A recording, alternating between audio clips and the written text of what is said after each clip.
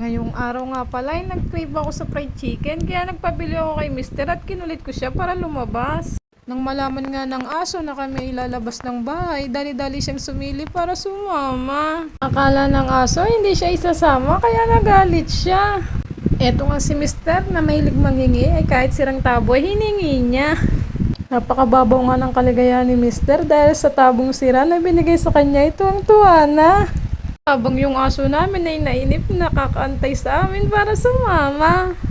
Dahil on the way na nga kami sa bilihan ng manok ay kitang-kita sa aking mukha ang saya. Nang makarating nga kami sa bilihan ng manok ay tinawag ko agad si mister para siyang pumila.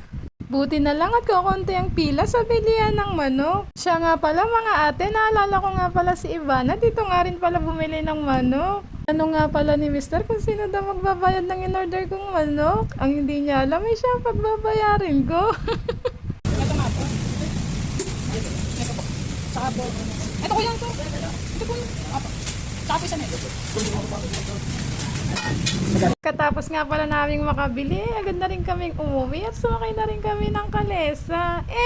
Walang ganon. Grabe mga ate, sa pagbili lamang namin ng manok ay talagang ginabi na kami. Pagdating ko nga sa bahay, agad akong tumungo sa kusina para tingnan kung luto na ang kanin. Grabe mga ate, talagang umuusok-usok pa ang kanin. Ang sarap talagang iulam ng fried chicken. Binilisan ko na nga sa mandok ng kanin dahil dali-dali na akong kakain hanggang wala si mister. Baka mangingi pa siya ng pagkain.